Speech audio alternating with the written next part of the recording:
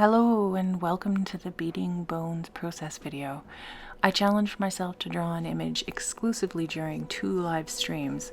Because this was done on 2 live streams alone, I decided to break this up into 2 parts, and since the total recorded time was 5.5 hours, I did miss some recording as a result of poor internet connection, but I think I've compiled what was successfully recorded to share with you to the best that I can, so let's get started. As you can see, I started with a heart outline. This is an image I drew a long time ago and just decided I would use it as a template. I used the red because it stands out more sharply against the white pencil. I ended up choosing the 6B pencil because I felt like the 6B would give me a better range in both shade and size, and I like the drama of the graininess that allows more of the dark to show through. It feels more shadowed and moody. Next, I had to decide on a starting point, and I came up with a jawbone. It had a nice natural taper to it that would create the pointed bottom of the heart. A slightly angled jawbone felt like the best choice, but it was an experiment and I wasn't sure if it would work. I had a bit of a challenge getting the angle right, but once I got that sorted, I began to focus on adding some shade. It'd probably be more accurate to say sprinkling in light, actually. Having only just begun, you can see how very quickly it gets quite dramatic. I considered doing some shading, like smoothing of the textures, but I didn't want to soften the graininess or lose the texture of the pencil style. The T still needs some attention, getting them angled a little better, but I could deal with that later. Again, I was trying not to get hung up on the details since I had so much to do and in such a short period of time. And although this is only the beginning, I was feeling the pressure of my self-imposed time constraints already. I was content with the jaw, so I decided to move on to create some structure around the heart shape. Of course, I went with vertebrae. Its flexibility allowed for me to manipulate curves with ease.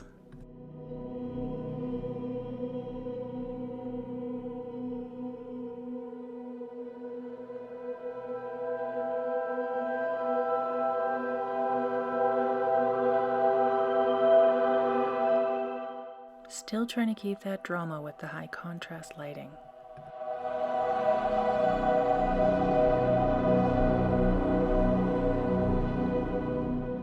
Here I'm adding the little pads known as the invertebral discs between the vertebrae.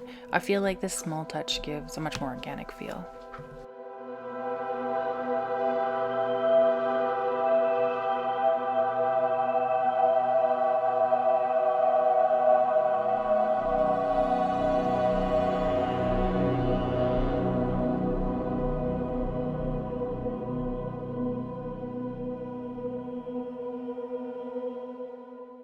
I realized at this point that the vertebrae were looking a little too boxy, so you can see I went in there and added a bit of a curve to the sides.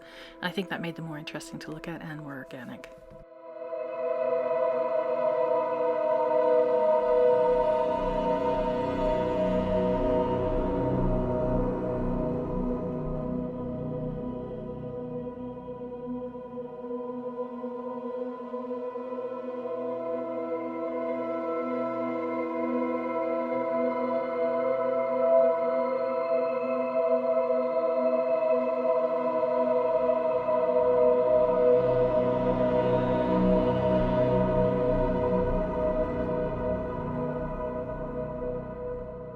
You can see I'm working ahead a little bit more because I'm getting more comfortable using the shading technique that I am. Again, I didn't practice this much before going live with this, just because I wanted to show what my process can look like from beginning to end. The only thing that I did play around with was which kind of pencil that I wanted to use. But you know, I settled on that 6B. It was giving, you know?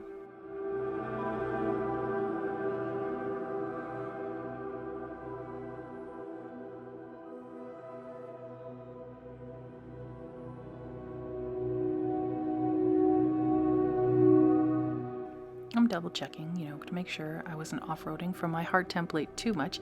Perfection is overrated, but you know, it still has to look a little like a heart. If I can get this vaguely heart-shaped, I was going to be happy. So, you know, I like to keep my standards low. I did, however, get sidetracked by the teeth. I couldn't leave those unshaded, so I just adjusted my path to make sure those not so pearly whites got a little bit of love.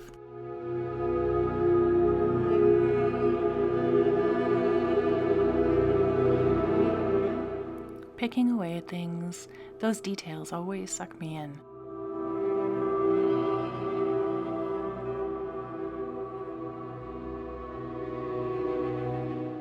Okay, you can see this vertebrae is getting a little too big.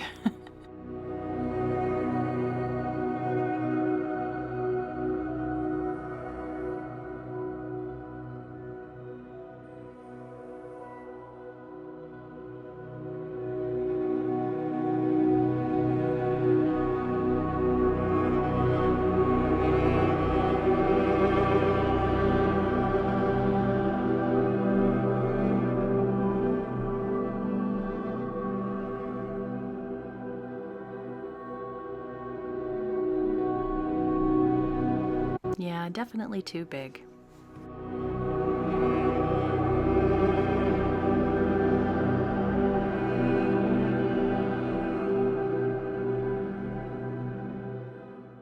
Whenever I'm making anything, I have to decide beforehand whether I'm going to allow my chaos gene to rule or my over-controlling perfectionistic side. I had decided not to allow my perfectionistic impulses to rule because of the time limit on this, so I had to let it go. If the vertebrae are larger on that side, so be it.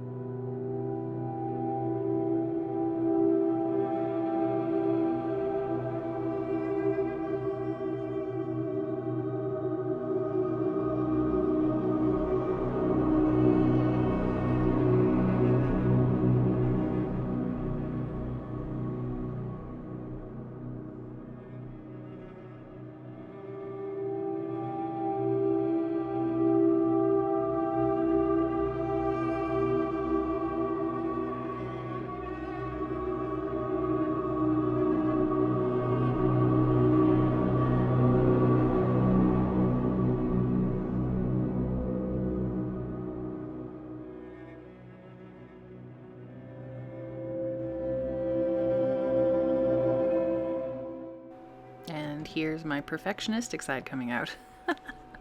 So much for controlling my perfectionistic side, which in itself is kind of a little bit of a perfectionistic thing to do, isn't it? You ever say a word so many times it stops making sense? Finally done with the vertebrae, I began to consider how I'm going to move forward. And then it struck me that ribs would make the perfect bone for filling in the heart. And considering the angle of the jaw and where it sat in space in the image, it made sense to accentuate the depth by adding smaller rib-like pieces at the bottom of the heart that overlap the jaw. This creates depth, but it also brings extra drama, because ribs by a mouth makes most people uncomfortable, or ticklish at the very least. There's something primal about that, and I felt like it was the right move. And we're back to the jaw. I just kept seeing things about it that didn't feel right. Given its foundational place on the image, I needed it to be built right. So I spent a little more time pulling out some of the details.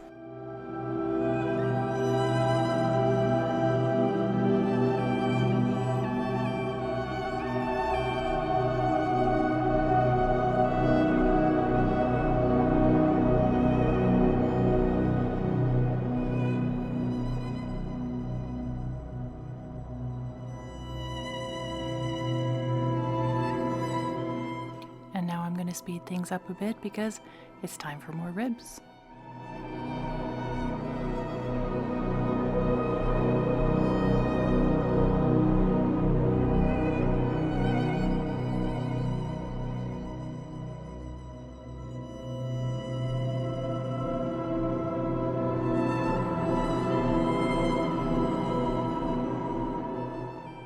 One of my favorite parts of working with such dramatic contrast is adding shadows. It just creates so much depth, and I love the effect. For those who are wondering, I draw a small arrow showing where my light source is coming from, and I'm explaining this to those who are watching my stream.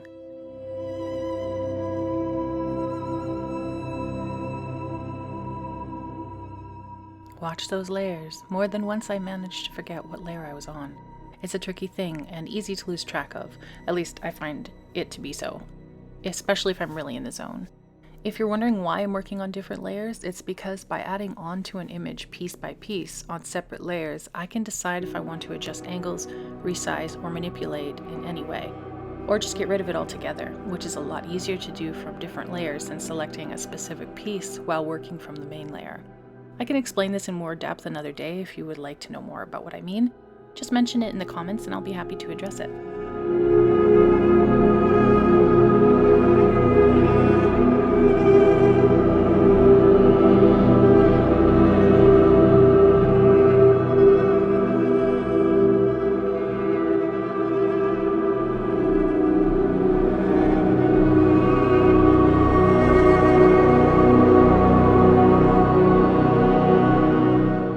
The natural shape of ribs really complements the rounded look to the heart shape, don't you think?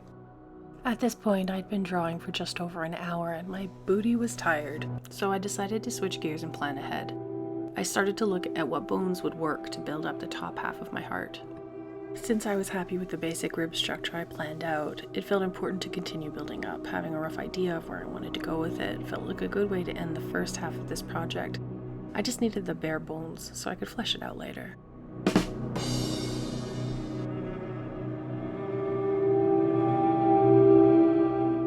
The first bone I added to the top half is just a simple thigh bone, sturdy and thick. It just felt right to add a nice thick bone there. Here I flirt with the idea of using a portion of a skull to represent this section of my heart, but you'll see as I go I decide to discard this idea as I just felt it was too awkward. Instead, I decided to try what I thought would be a much less interesting bone.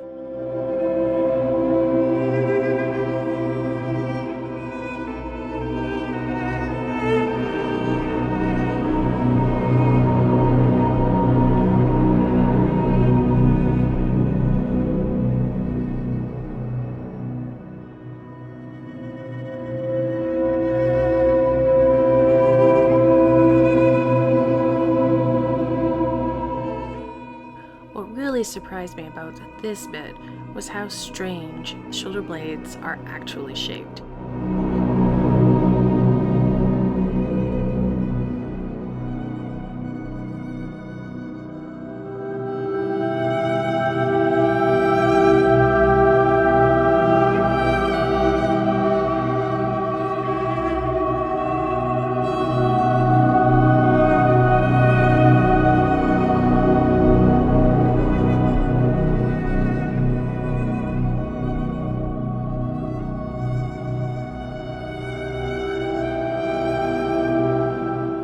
Might notice that I'm still drawing every additional idea onto a new layer.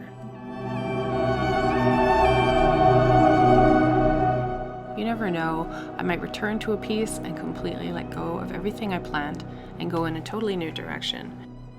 Regardless, I wanted to give future me the present me ideas. This piece right here is a sternum. It has little divots in it where the ribs would attach to. In the absence of the rib cage, it leaves small curved spaces, likely where cartilage would hold the ribs fast.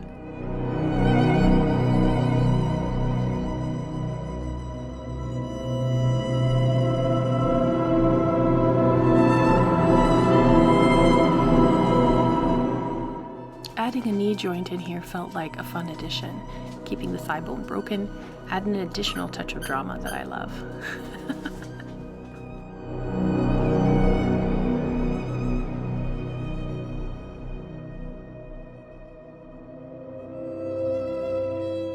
I decided that the only thing that would really fit in this particular spot would be a hand. I think it really ties the heart together and almost holds it with a touch of intimacy. Slightly curled fingers makes them seem almost gentle as they wrap around another bone that I put in behind it. Alright, so that is the end of the first half of the beating heart. Stay tuned for part 2 coming soon. That wraps it up for today. Thank you so much for watching. See ya!